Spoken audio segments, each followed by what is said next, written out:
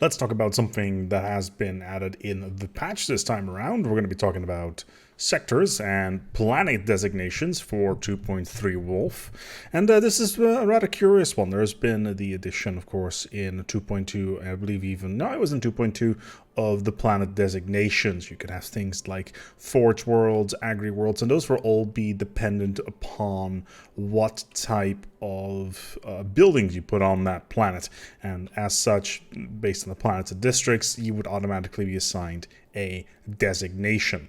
Now, this has now been standardized as something that you could pick yourself and automate. Now, this is really cool because we haven't had a lot of automation processes in the game for a while now, not ever since the original sector system was ripped out and replaced with what we now have. We're going to be talking about that very shortly as well. So let's dive right in. Let's talk a little bit about planetary designation. If you look into our outliner here, we've got a bunch of worlds here. I've been playing on this particular build for a couple hours now. It's fairly straightforward. We're playing relatively tall. We got a couple of dig sites here and there.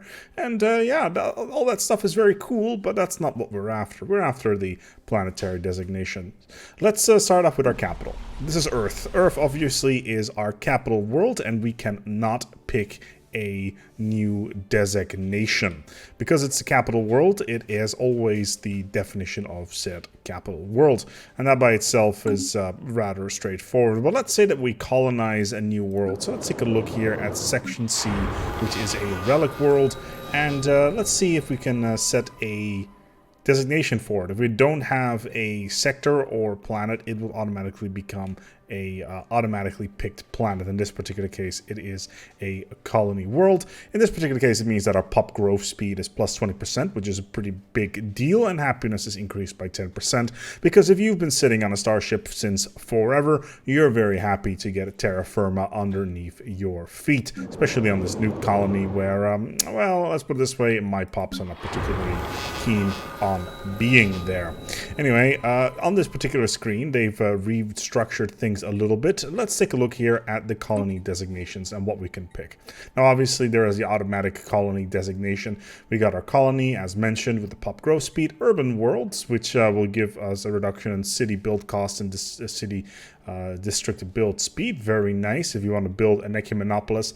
Mining worlds, similar here, miner output plus 20%. Huge deal if you want to generate a massive amount of minerals. Agri worlds, similar in terms of food generators, technician output. Forge worlds, where the foundry build speed actually increases and the upkeep of metallurgists reduces by 20%. So for all those alloys, that's really nice.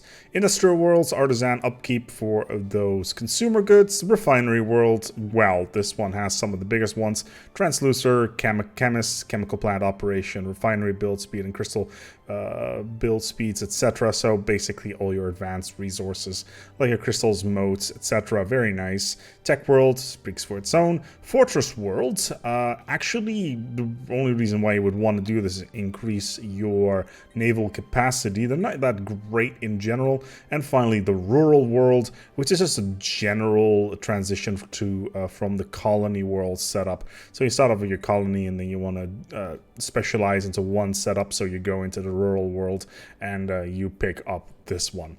So basically when you have just a generalized early build. Now you can just pick any of these. So we are in our colony world here. This is currently a relic world actually. At least the definition, habitability 100%, so it's not really all that interesting.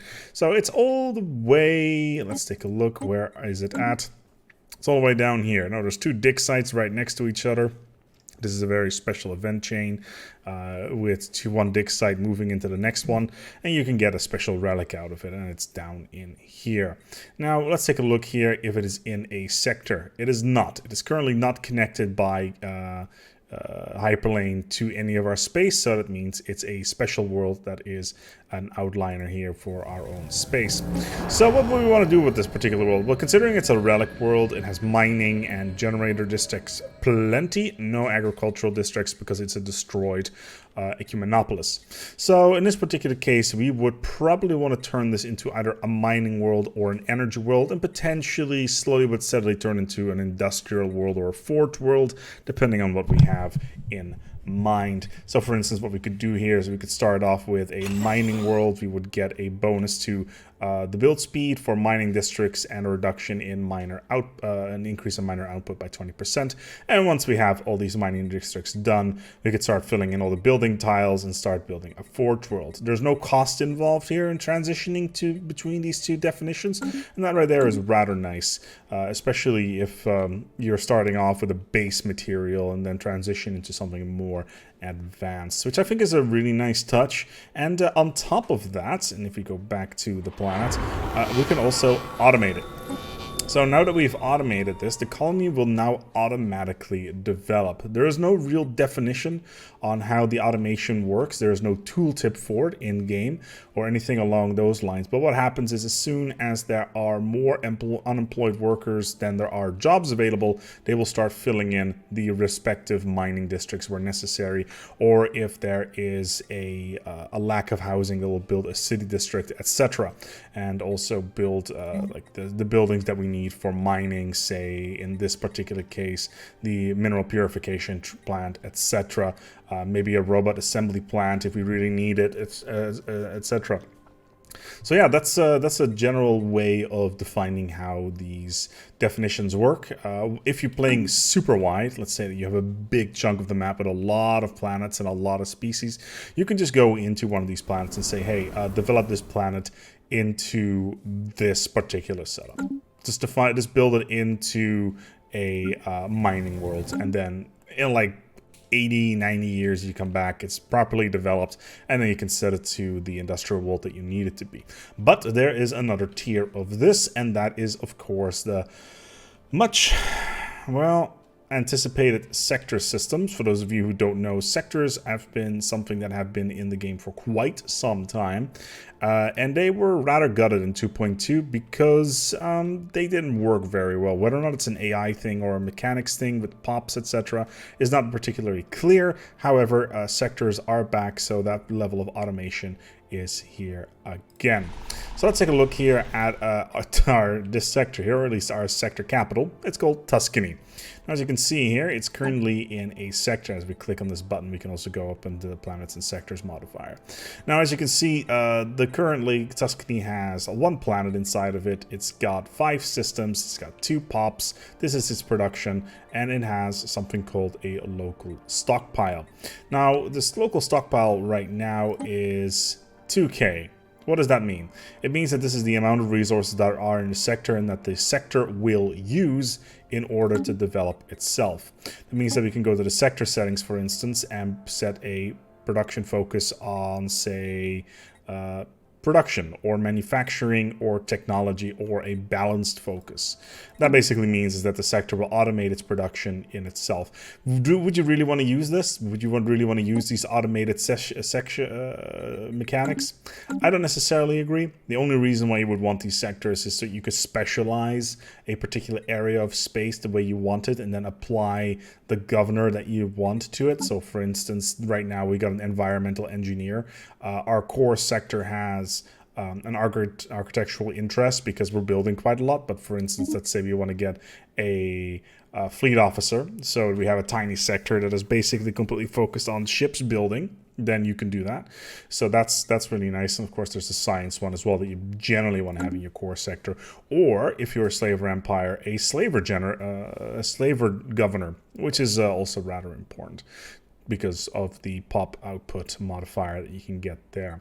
So let's say that you want to create a sector. Let's just quickly remove this one. So we've deleted the sector. There is no sector over here. We can use the sectors map mode. There's just the core sector over here, and these are all the planets that are available in it. Now, how does a sector generate it? A sector will be generated as long as something is within 4 jumps of the initial area. So whenever is within 4 jumps of your capital will automatically be added to the sector as a part of said sector. So Seoul, for instance, that's our capital world. 1, 2, 3. 1, 2, 3. There's no other jump here, so 4.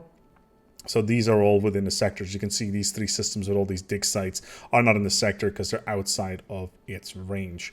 And we can basically set the capital of the sector in any of these worlds where we wanted to. This does mean, however, that if you start building outside of this area, now I know this is particularly compact because we're playing with a lot of alien empires, but if you're playing with a lower number or on a larger map, this will not be much of a problem.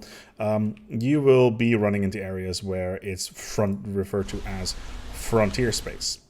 This is a frontier planet in this particular case. It's a little bit janky in the way how it is presented, and my lord, is there a lot of mining districts on this, even though it's a size 13 continental world, but that's why Mastery of Nature is, of course, a thing. So let's say we want to build a planet over here, or at least colonize a planet over here. Would this be a good spot? No, because every 4 jumps away, say all the way to the Orim system, would automatically become a part of the sector. Effectively, what we would want to have is have a capital in the Orim system itself, because then we get maximum coverage of the sector and applications of the bonuses of the governor where we can, which is, of course, rather important because governors give massive bonuses on a macro level to your sectors, and that's basically the only reason why you would want them, because there's not a lot of min-maxing there, and then you just automate your planet and just let it go. This list with planets can get extremely big, and if we go, for instance, to the sector setup, frontier space and Earth sector, etc., there's going to be quite a lot of list of planets here. And also what we could do is say, hey, I don't want to specify any sectors here, etc., then we can just set it like that. So anyway, we got Tuscany and we got Section C, which is this particular world here, as 2 potential sector worlds. Now let's say hypothetically we want to set up a sector here. So we go to Tuscany, we create a new sector, we do that, and that will create a new sector on this planet. All systems within 4 jumps, not previously part of any sector, will become part of this new sector. Very straightforward, and then all of a sudden we can assign a governor. So let's assign this governor and go to Tuscany sector, as it is now in the outline. And let's see, there we go. There she is. There's our governor, and she will start applying new skills to the sector in general. So, for instance, the blocker speed and blocker time will now be reduced. Is that a great trait? No, it is not, but we want the overall traits over a long period of time on the sector. As you can see, the sector has now expanded into this particular area, and this is where it all will cover things. So that right there is nice, but this is not a great place to put a sector. In a perfect world, we would want to put it in this place if we could. I don't know actually whether or not we can put any sectors on any of our habitats. I've been messing around with habitats. I don't think we can, but it'd be kind of nice if that was the case. But yeah, sectors and planetary definitions or designations. A very neat little addition to the game. Again, sectors by themselves are not really all that interesting. It's the automation of the sector of the planetary designations that is really the best part of the game here. And it also means that eventually we'll be able to set the building queues of what we want for any sort of industrial world, for instance. Say, hey, I want this industrial world, I want these buildings on it automatically, and then it will automatically work off that on a building queue on a global level. So that's cool. But yeah, there it is. Planetary designations and sectors. I hope that you've enjoyed this. The patch is dropping on June 4th. Until next time, take good care of yourselves and, as always, each other.